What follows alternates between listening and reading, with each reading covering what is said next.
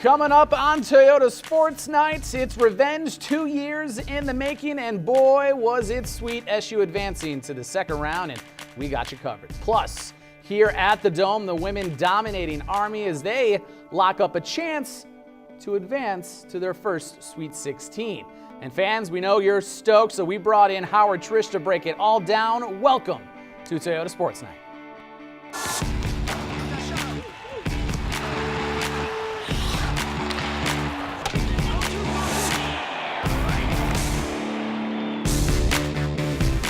What is going on, everybody? I'm Eric Columbia. Welcome to Toyota Sports Night. I'm sitting alongside former SUer Howard Trish. He's going to break everything down on this busy Friday in the Salt City. We also have team coverage for you tonight. Got a team at each site. Mark Larson, he's with the men in St. Louis as they exercise some Dayton-sized demons today. Kate Sweeting, she's been following the women as they made easy work of Army inside the Carrier Dome.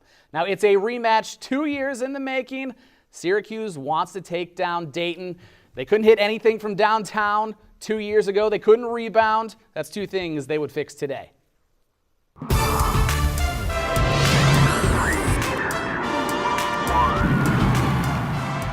Rebounding, a huge stat for the Flyers. They're 20-2 when winning that rebound battle. Early on, Dayton muscling Syracuse. Scoochie Smith with the backdoor lob to Charles Cook. Flyers up 14-8 after the first 8.5 minutes. But Syracuse settles in the first half because of Malachi Richardson, the freshman, taking over in the first half. Nice fake and the lay-in. SU down 2. Tyler Roberson plugged in Roby on the afternoon.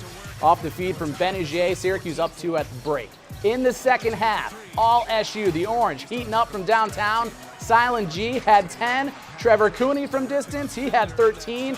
And here's that freshman again, Malachi Richardson, a game-high 21 points. Roby adding a double-double of 10 points and 18 boards, one short of Derek Coleman's tourney record of 19. Syracuse hits 8 threes in the contest. They also out-rebound Dayton 45-27 in that 70-51 win. What a great win it was for the Orange as they get that sweet revenge over the Flyers. Mark Larson, he had prime seating in St. Louis. Mark, did the Orange prove something to themselves today? They proved something to me, Eric. What a second half surge that was. Remember, Dayton was a team that was 4-0 against Power 5 conferences this year. They'd won 7 straight games against the ACC. So beating Dayton like they did in the second half, that 26-5 run out of the locker room. I don't know what Jim Boeheim said, but whatever he said, he should bottle it. The Orange not only extend their first round winning streak to 7 straight in the tournament, they also maybe did make a statement to those who said they didn't belong, Doug Gottlieb. And they also avenged that loss to Dayton, the season-ending loss a couple years ago. I mean, whenever you lose to somebody, I mean, you want to come back and beat them the next time, and I think for us, we were able to do that. So, I mean, winning the NCAA tournament is great in itself, but I mean, I think beating a team that beat you, it makes it feel a little bit better. Personally, I haven't been thinking about it. I'm just happy that we're in it. I personally believe that we are a tournament team, and hopefully we can continue to improve that. I don't really care for what people have to say about us getting in or not getting in, but we just proved we belong because we just won in advance.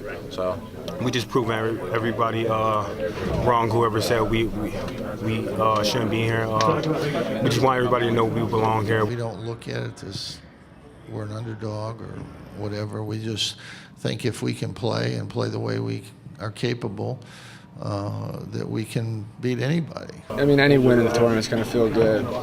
So I think everyone's pretty hyped up about it. But we're going to enjoy it for a little bit and get out there and see what we can do on Sunday.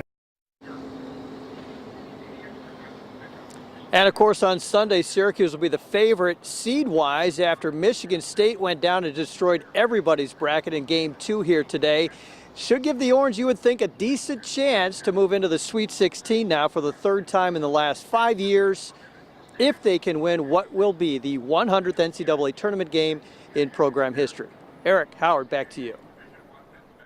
We'll rejoin Larson in a little bit, but I think there's one thing Howard and I can agree on. He needs to keep that weather in St. Louis. We get enough bad weather here in central New York. We need to keep things good, especially the way they were today. Big win for the Orange, Howard. What did you see here? How did the Orange get the job done Friday afternoon? Well, Erica, they're all big wins from this point. If you don't win, you go home. So they're all big. But Syracuse was able to come out sloppy, both sides sloppy, first 5 minutes or so. Dayton was able to establish some inside game. They crept ahead. Dayton was also slashing. That gave Syracuse a little bit of trouble.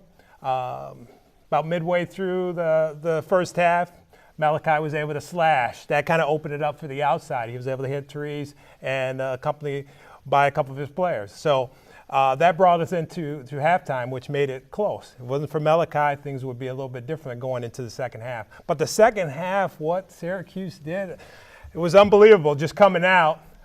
Their defense, no question, throughout the whole game was there and went on. Such high energy throughout the game from the defensive end. And that's what they're going to need to carry on over to Middle Tennessee.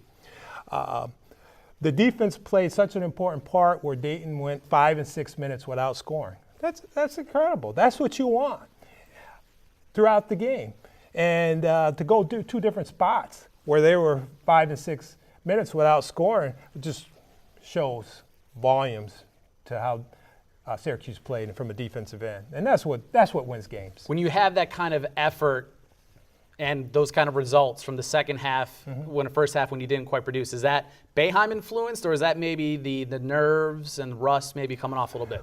So at the beginning of the game, I talked a little bit about being sloppy, and that's getting acquainted. That's getting a feel for the game and getting a feel for each other's and the teams. Then you start to settle down, and you begin to do things that you've been doing all season. You gain that confidence and going into the locker room, and then they were able to carry that going forward. That's the kind of good insight you're going to get all show long, people. We'll have more from Howard coming up later in Toyota Sports Night. But back here on the Cuse, the ladies having a big game. First round tournament game. Quentin Hillsman and the girls earned the 4 seed in the Sioux Falls region. A win against Army would put the Orange in the round of 32.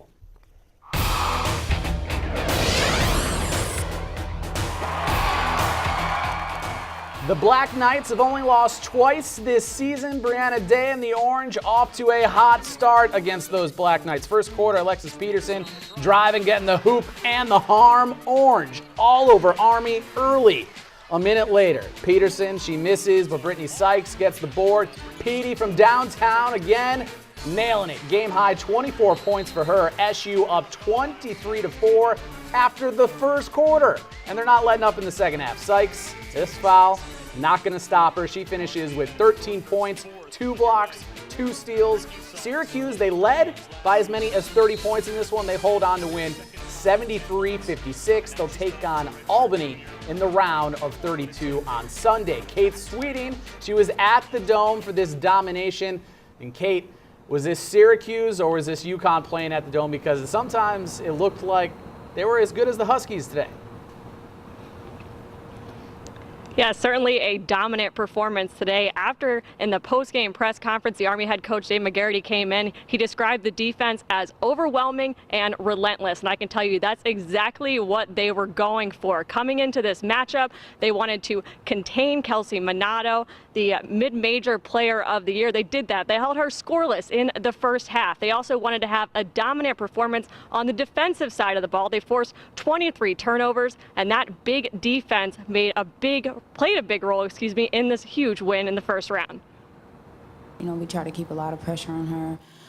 If that meant, they're coming down on a break, we weren't going to leave her open. So I thought, we just did a good job of, trying to take her out of her comfort zone and limit her shots and make every shot hard for her. And I thought we did a good job of doing that. I think that's what Coach preached to us every day. We have to press, we have to get up, be aggressive. And I think that's what we did today. We was aggressive, we attacked the basket, and we got the ball in the hoop. Our players are really intense, and we talk about playing really, really aggressive and making our opponents uncomfortable. And it was our goal today to make them uncomfortable and not allow them to run clean offense. I thought we did a good job of that. Afterwards, Coach Q did say that he wasn't surprised that Albany pulled off that upset against Florida in the first round. They've been scouting Albany as well all week in preparation for Sunday if they did run into them. That game will be on Sunday. Reporting from the Carrier Dome, Kate Sweeting, Time Warner Cable News. Thanks a lot, Kate. Still ahead on Toyota Sports Night, we go further in depth with Howard Trish, the man to my left, on how the Orange got the job done today. But first, let's take a sneak peek at Michigan State when we come back as they fall to Middle Tennessee State. We'll be right back.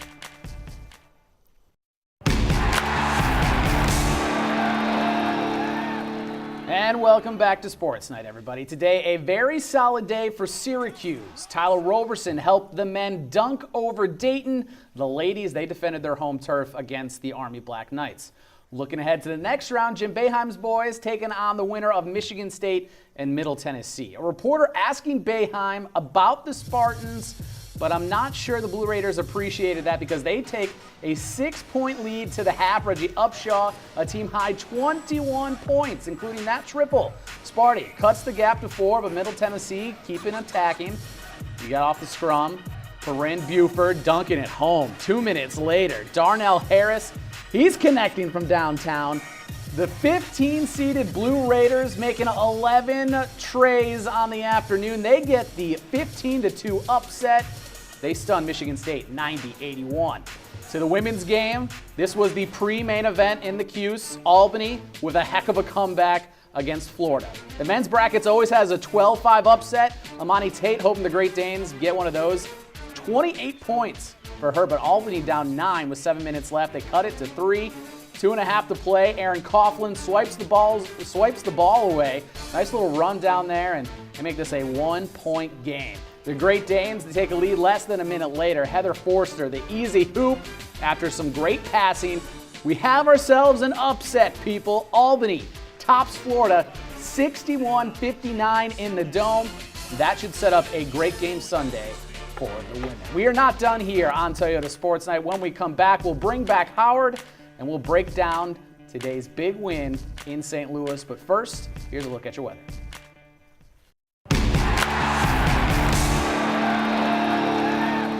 And welcome back to Toyota Sports Night, a special 30-minute edition. I'm Eric Columbia alongside, once again, Howard Trish. This one a fantastic game. The old adage goes, defense wins championships. They had that today in St. Louis. The Orange very happy with their defense and also with their rebounding. Here's what they had to say.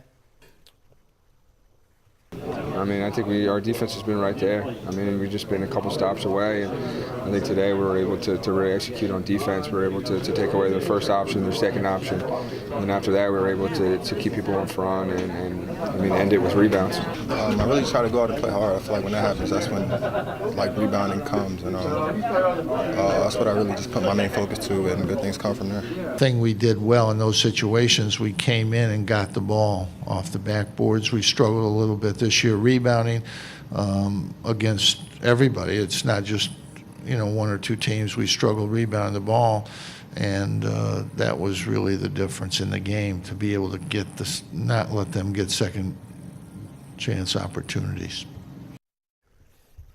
Howard, this has been the talk about this Orange team all year. When they rebound, they're in games. When they don't, they're just not in the games. Why did they rebound so well today? Well, that's part of the critical parts of the game, and they know what they needed to do to come in. Coach prepares them really well.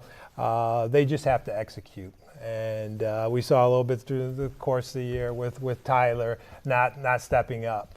But he stepped up big in this count. Now they have to be concerned that can they do it again? There's been so much inconsistency throughout the year that you have to wonder. But they need to start. They started today. They need to continue, or else they go home. So as a player, you don't want to go home. You want to keep going and dancing. So Tyler Roberson has had these games before. He had that 20-plus rebound game in Duke, and then the next game I think he's getting like 4. Right. Boeheim talked about that in the press conference today. They definitely do need to keep this up. Defense played very well, but was it also a little bit of bad offense from Dayton here, because they missed a lot of easy shots? Yeah, at the first part of the game, it was sloppy on both accounts from that standpoint. But Syracuse has been consistent all year with their zone defense. You can't take that away from them. That's something that they'll continue to do, and they need to do. But you saw Dayton, again, in the second half, where they went 5-6 minutes without scoring. And the lead just moved up, and they were a 20-point ahead at some points of the game, and they were able to hold that down. Such a sense of urgency on Syracuse's part. Dayton just kind of died the second part of the half. Are you big on the Twitter at all? No. Do you tweet? You don't tweet? No. Mark, he tweets sometimes. He tweeted at me today, defense wins championships and it wins tourney games. That's obviously true. But then I hit back at him on Twitter. You also need to outscore the other opponent to win. No matter what. If you don't score enough points, you don't win. You're not going to win. And a big reason why they scored enough points today, Malachi Richardson, and a freshman at that. Something we haven't seen, at least stats-wise, since Carmelo Anthony. How big was Malachi today? Well, luckily it was Malachi and he was able to step up. But if it wasn't him, it needed to be someone else. His crucial play was being able to slash there in the first half. By him slashing and going the hole, he was able to open it up. He had some great dishes to Tyler. He opened it up for Mike and for Cooney and for himself to hit the three. And that's what kept him in there in the first half from an offensive end. And how big is it to get that secondary scoring, third scoring, when you have guys like Cooney and Benajay? They didn't play bad today, but they didn't play particularly well in terms of offense. I mean, Cooney still had 13 points, but it took him a while to get going. When you have guys like Leiden and Richardson going together, how much does that help things on the offensive end? When you can get the double figures, and that's what you're looking for from your starting five. Now, Dwayne Coleman, I think they really need to get him involved a little bit more. He needs to score at least 5 or 6 points a game. Having 2 points is not really going to help him in certain circumstances. They were able to overshadow that with some incredible play by the other guys. But if you look at Middle Tennessee, who they're going to be playing next, 4 of their guys are averaging double, but their first 5 had double figures today. You want that kind of balanced scoring. And rebounding as well. So Tyler's picking up on the rebound but Dwayne Coleman, Tyler, they all have to pick up and continue to do many assets of the game, not just 1 or 2 facets. It would be nice if they can continue that, especially that rebounding edge that they had today, Sunday, against Middle Tennessee State. We're not done here on Toyota Sports Night. Make sure you come on back. We're going to kick it back out to Mark Larson in St. Louis.